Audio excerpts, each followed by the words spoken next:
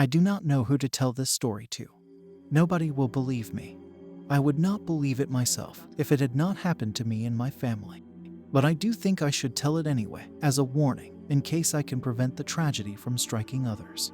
It began 3 weeks ago. We have a habit, little Celia and I had a habit. During the summer she stays with her grandparents, who live right up the lane, and so in the afternoons she always comes over for milk and cookies while I have tea. And she tells me stories about her day. Most of these stories involve her stuffed animals. She was a very imaginative child. Of course, a lot of her stories involve the characters on her iPad, too. She plays a game with animal people all living in a little town, and they do things like go shopping and plant gardens.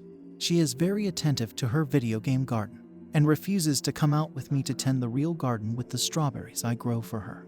A shame how addicted the children are these days. She tried to teach me to play, but I just can't get the appeal. In any case, one day she was telling me a story about some characters, either from the game or her imagination, when she suddenly asked me if I'd ever met the Faceless Man.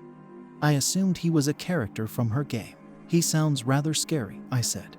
He is scary. She told me. I wish he would go away. I asked her more about this Faceless Man, but she did not seem inclined to discuss him. The next time he came up was when we were out for ice cream. As we stood in line, she suddenly peered quite hard at a tall man in a suit standing outside a nearby store. I asked her what was wrong, and then the man turned and pulled sunglasses over his eyes, and her posture relaxed. She said, I thought he might be the Faceless Man. He appears to have a face, I said. Yes. She said, relieved. He's not the Faceless Man. Well, I asked her about this Faceless Man, who he is, when she sees him. She said that she mostly sees him near the park or sometimes outside the window. I asked her what his face looked like, and she gave me a most irritable look, like I had asked the stupidest question imaginable, and said, He doesn't have one. That's why he's the Faceless Man. Well then, what does he have instead of a face? I asked. Is his head a pumpkin, like in Sleepy Hollow? In what? She asked, making me feel quite old and out of touch.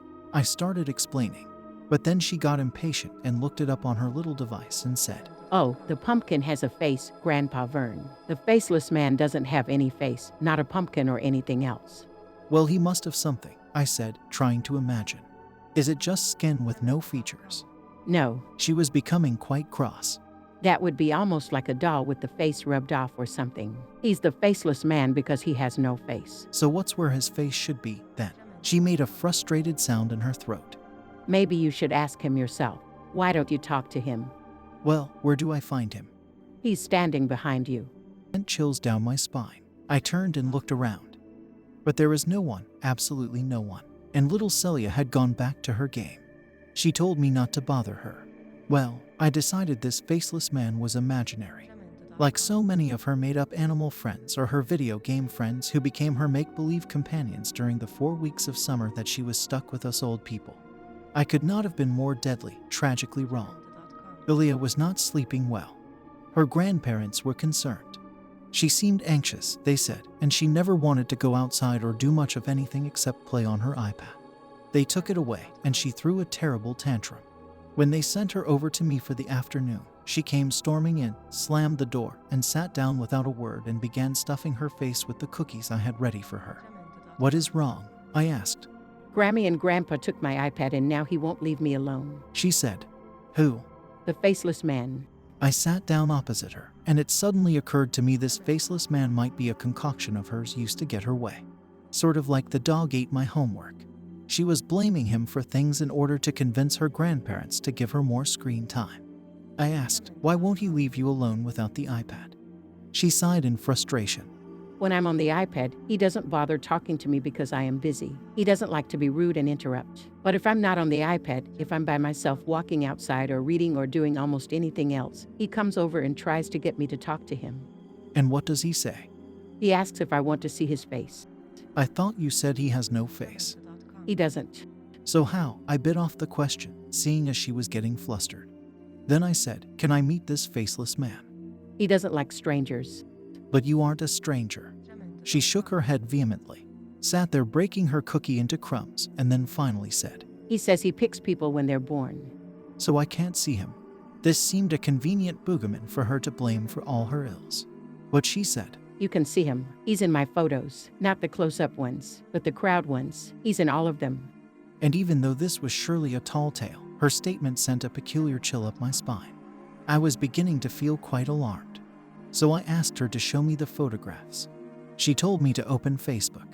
That is an app I actually have, and I pulled up my account on my phone, pleased to be included in her little corner of social media, until she shot me down by telling me that she doesn't even have Facebook, that I would have to look at her mother's account because I don't have Snapchat or Insta or TikTok. Also, I couldn't see details on the little phone screen, so she had to help me find my password and log into my computer.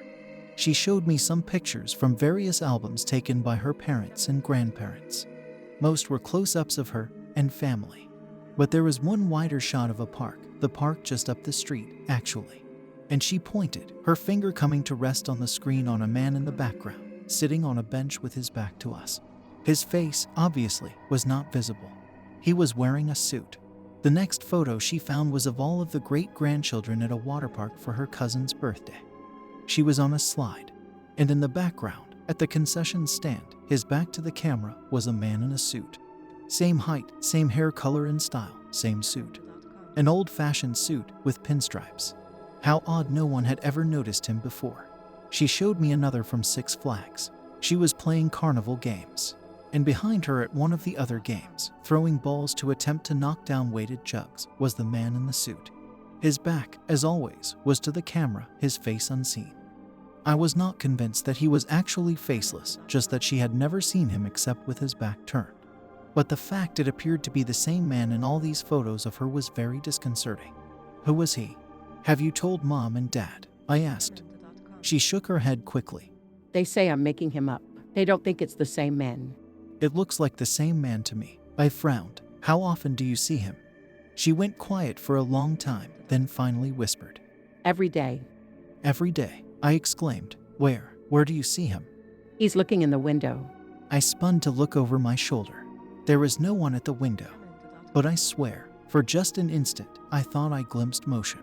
The flash of a figure, there and then gone. I had a word with my children, of course, and my grandchildren, but none of them took much of what I had to say very seriously. They seemed to think I am going senile. Celia told me that it is her opinion the faceless man can only be seen by the very young or very old, and that when he is getting ready to take you, he becomes quite persistent, trying to talk to you all the time. She said that if I want to try talking to him for her, I should look for him in reflections. So I have. I watched the windows and mirrors.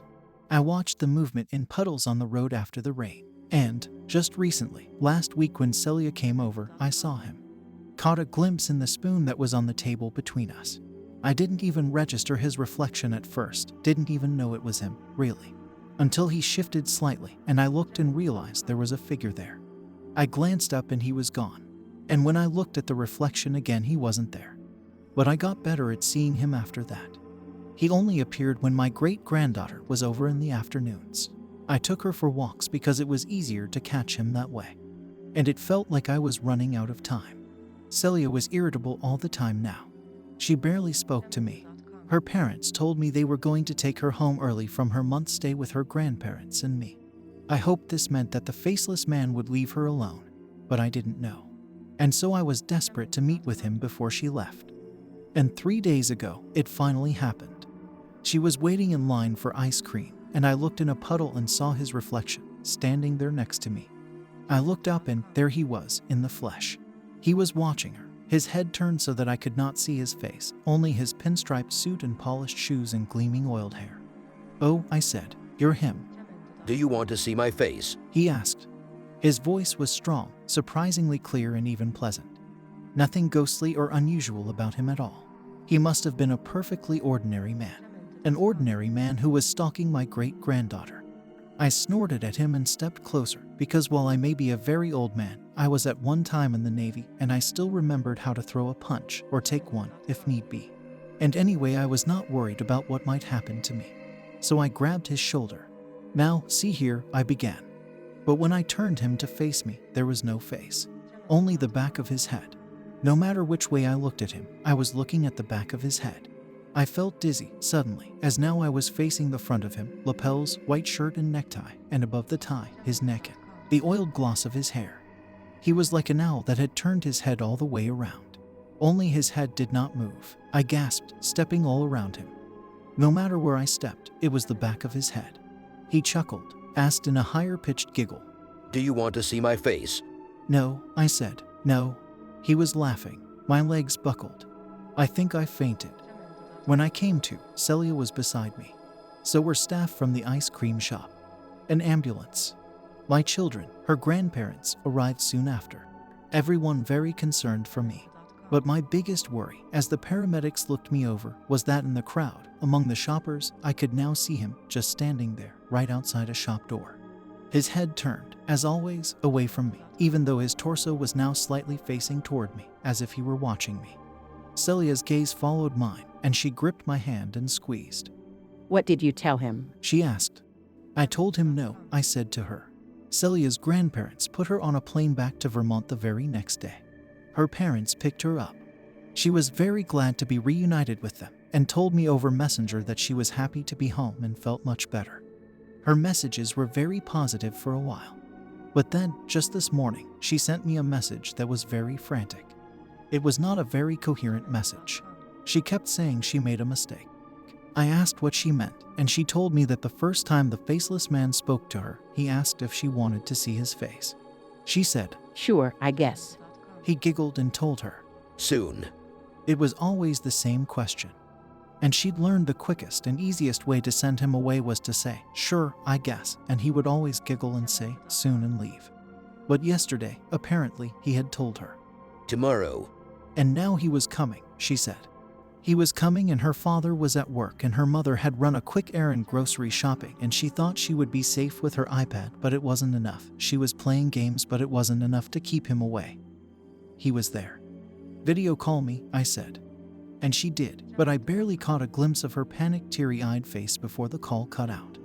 I rushed to call my granddaughter-in-law, to call my grandson. I told them it was an emergency, and they had to get home immediately because Celia said there was an intruder. I did not say faceless man as they would have assumed me delusional. Then I waited with bated breath. How helpless I felt, all these thousands of miles away. While I was waiting for a response, Celia messaged me and my heart sank. My heart sank because I knew then my great-granddaughter was gone, that they would find no trace of her at all in the house or anywhere.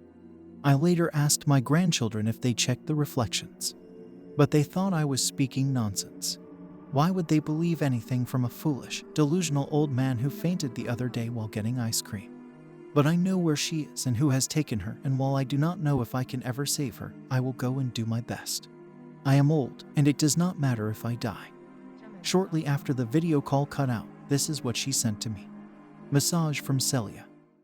Grandpa Vern, would you like to see my face?